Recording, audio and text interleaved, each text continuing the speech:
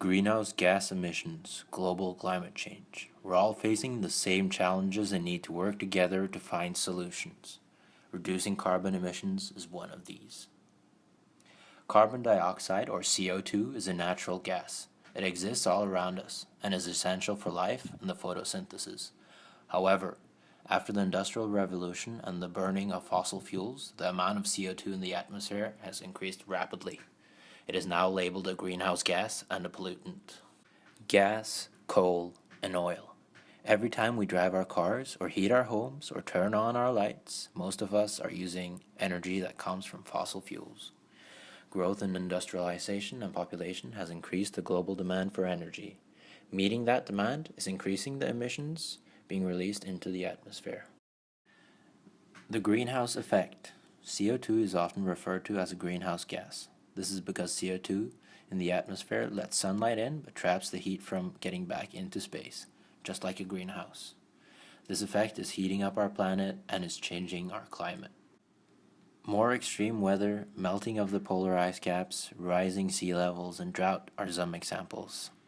It is predicted to become worse if we don't cut back on emissions. Wind, solar, and other renewable sources will play an important role in our energy future, but they cannot currently replace oil and gas.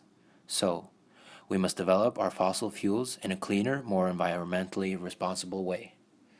That's what carbon recapture and storage will allow us to do.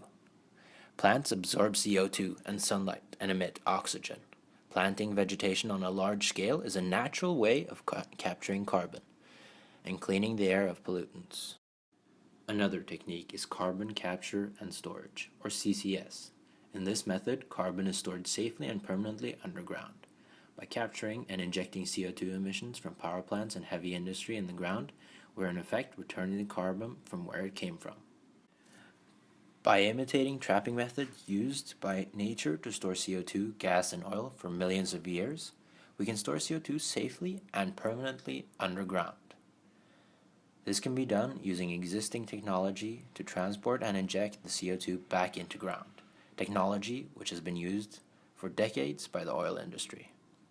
Storage starts by pumping CO2 into underground reservoirs, either into saltwater aquifers or old oil fields. The reservoirs are then sealed and closely monitored for leaks. According to the Global CCS Institute, there are also potential uses for the captured carbon, such as food processing and preservation, pharmaceutical processes, steel manufacture, and much more. We propose using existing technology in new ways to capture and possibly reuse CO2, hoping that it can help give us a greener future.